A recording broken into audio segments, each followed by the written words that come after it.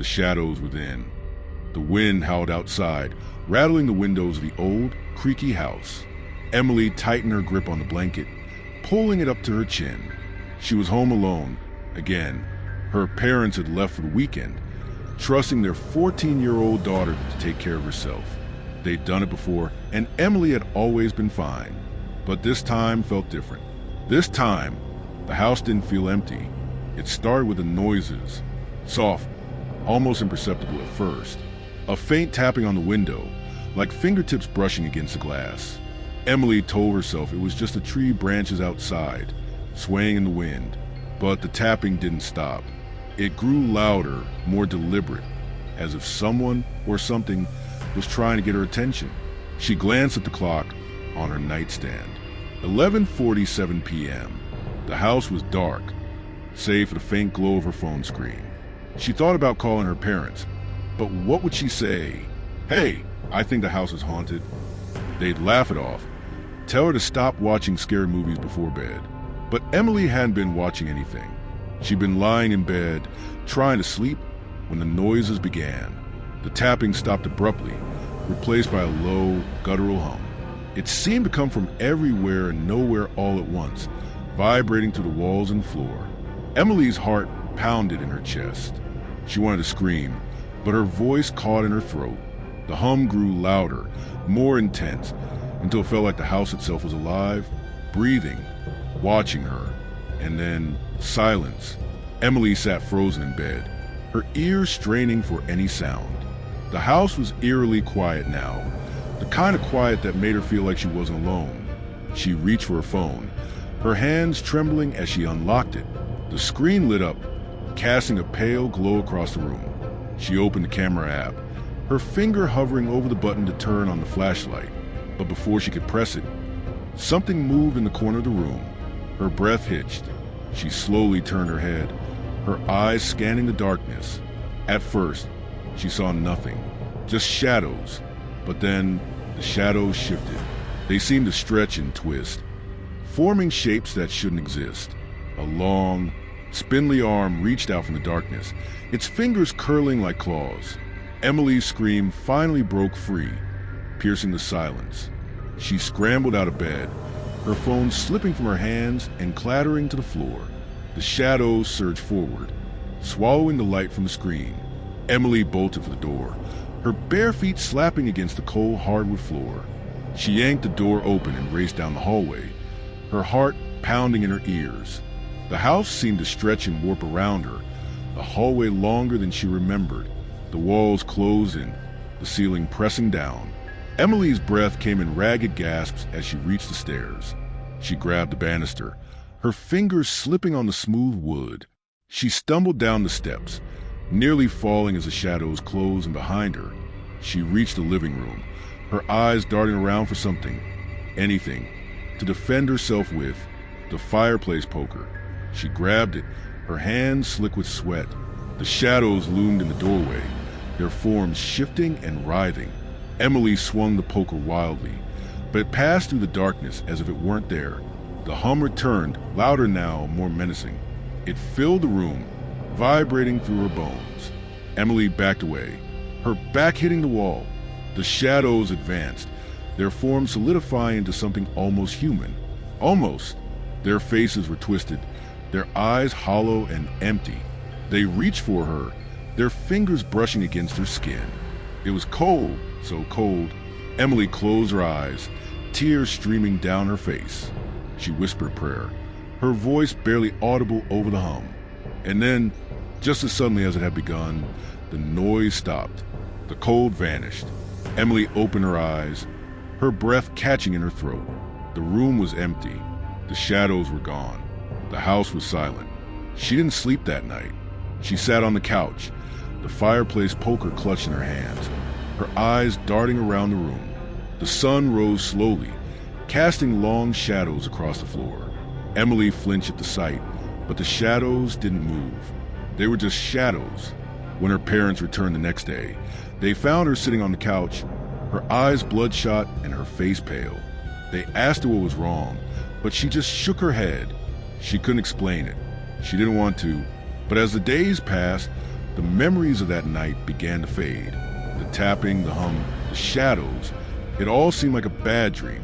Emily told herself it was just her imagination, that she'd been scared because she was home alone. But deep down, she knew the truth. The house wasn't empty, and whatever was in there with her wasn't done yet. The next weekend, her parents left again. Emily begged them to stay, but they laughed it off, telling her she was too old to be scared of the dark. They didn't see the way her hands trembled as she waved goodbye. They didn't hear the faint tapping on the window as they drove away. Emily stood in the living room, her heart pounding. The house was quiet, too quiet. She glanced at the shadows in the corner of the room, her breath catching in her throat. They didn't move. Not yet, but they would. And this time, she wouldn't be ready. The mirror in the basement. It was an old house, the kind that seemed to have a story in every corner. The Martins family had moved in just a week ago, drawn by the low price and the generous space. But there was something about that house that no one talked about, something hidden in the basement. Lucas, the youngest son, was the first to discover it. He was only 10 years old and loved to explore. While his parents were busy unpacking boxes upstairs, he decided to investigate the basement. The stairs creaked with every step, and the air was cold and damp. The dim light from a single bulb hanging from the ceiling barely illuminated the space.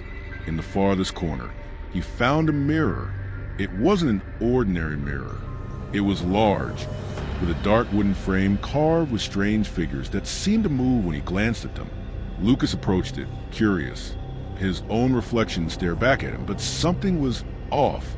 The reflection smiled at him, even though he wasn't smiling. "Hi, Lucas," a voice whispered from the mirror. He took a step back, startled. "Who's there?"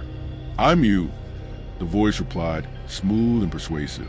"Just better." The reflection reached out a hand, as if wanting to touch Lucas through the glass. He felt a strange pull, a desire to get closer. But before he could do anything, he heard his mother calling him from upstairs. He ran out of the basement, without looking back. That night, Lucas dreamed about the mirror. In the dream, he was standing in front of it again, but this time a reflection stepped out of the glass. It was identical to him, but its eyes were dark and empty. "You can be free," the reflection whispered. "Let me in." Lucas woke up sweating, the sound of footsteps coming from the basement. He got up and went to his bedroom door, but he didn't have the courage to open it. The footsteps continued for a while, until everything fell silent again. In the following days, Lucas began to change. He became quieter, more distant. His parents noticed, but attributed it to the stress of moving. He stopped playing with his toys and spent hours in the basement, sitting in front of the mirror. When his mother asked what he was doing, he simply replied, "I'm talking to my friend." One night, his older sister Marina decided to investigate. She went down to the basement and found Lucas sitting in front of the mirror, muttering to himself. The atmosphere was heavy, and the air felt colder than usual. "Lucas, what are you doing?" she asked, trying to hide the fear in her voice. He turned to her, and she felt a chill run down her spine. His eyes looked different, darker. "I'm playing with my friend," he replied, with a smile that didn't reach his eyes. Marina looked at the mirror and saw Lucas's reflection, but it wasn't mimicking his movements. It was standing still, staring directly at her with an expression that made her step back. "Come on, Lucas. Time for bed," she said, trying to pull him by the arm. He resisted, his strength surprising for a child. "I don't want to go," he replied, his voice deeper than usual. "I like it here." Marina felt something tug at her leg and looked down. The shadows around the mirror seemed to come alive, stretching toward her. She screamed and pulled Lucas with all her strength, dragging him out of the basement. He fought, but she managed to close the door and lock it. The next morning, the parents decided it was time to get rid of the mirror. But when they went down to the basement, it was gone. The only thing they found was a dark stain on the floor, as if something had spilled there. And Lucas wasn't the same anymore. He would sit in his room, staring at the wall, muttering things no one could understand. Sometimes at night, Marina would hear footsteps coming from the basement, and worse. Sometimes she would see Lucas's reflection in the bathroom mirror, smiling at her, even though he was asleep in the room next door. The mirror was gone, but what it had brought with it was still there, and Marina knew that sooner or later it would come back. The Whispering Walls. The old Victorian house on Willow Street had been abandoned for decades. Its paint was peeling, its windows were cracked, and its garden was overgrown with weeds. But to Emma, it was perfect. She had always been drawn to places with history, and this house had plenty of it. When she inherited it from a distant relative, she saw it as an opportunity to start fresh. What she didn't know was that the house had been waiting for her. The first night she spent there, Emma heard the whispers. They were faint at first, like the rustling of leaves in the wind. She told herself it was just the house settling, the wood creaking as it adjusted to her presence. But as the days went by, the whispers grew louder. They seemed to come from the walls, soft and insistent, like voices trying to tell her something. At first, she couldn't make out the words. It was just a jumble of sounds, a cacophony of voices overlapping each other. But one night, as she lay in bed, she heard it clearly. "Help us." Emma sat up, her heart pounding. The voice was soft but unmistakable. It sounded like a child's voice, pleading and desperate. She got out of bed and followed the sound, her bare feet cold against the wooden floor. The whispers led her to the hallway, where a door she had never noticed before stood slightly ajar. She pushed it open and found herself in a small, dusty room. The walls were covered in faded wallpaper, and the air smelled of mildew. In the center of the room was an old rocking chair, moving slowly back and forth, as if someone had just been sitting in it. Emma's breath caught in her throat. She wanted to turn and run, but something kept her rooted to the spot. "Help us," the voice whispered again, this time coming from the walls themselves. Emma reached out and touched the wall, her fingers brushing against the peeling wallpaper. As soon as she did, the room seemed to shift. The air grew colder, and the whispers became louder, more urgent. She felt a pull, like the walls were drawing her in. Panicking, she yanked her hand away and stumbled back, slamming the door shut behind her. The next morning, she tried to convince herself it had been a dream, but the door was still there, and the whispers continued. They followed her through the house, growing louder whenever she was alone. She tried to ignore them, but they were relentless. "Help us," they begged, over and over again. Desperate for answers, Emma began researching the house's history. She visited the local library and spent hours poring over old newspapers and records. What she found chilled her to the bone. The house had been the site of a tragedy decades ago. A family had lived there, a mother, a father, and 3 children. One night, the father had gone mad, locking his family in a small room and setting the house on fire. The family had perished, but their bodies were never found. Emma realized the whispers were the voices of the family, trapped in the walls of the house. They were pleading for her to free them. But how? She didn't know what to do. The more she tried to ignore the voices, the more they tormented her. They followed her everywhere, even in her dreams. One night, she couldn't take it anymore.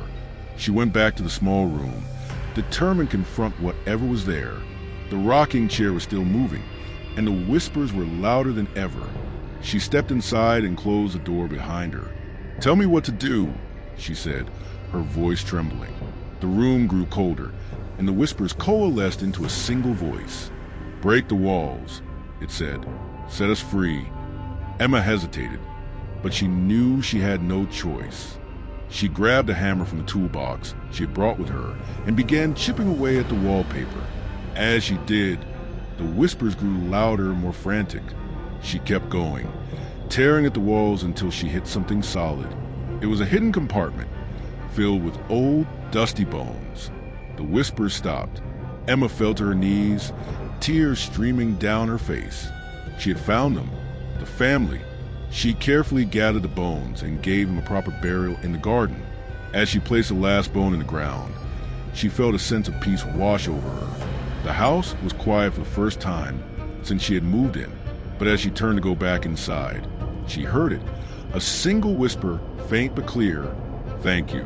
Emma smiled, knowing she had done the right thing. The house was finally at peace. But as she walked back inside, she couldn't shake the feeling that the walls were still watching her. And deep down, she knew they would never truly let her go.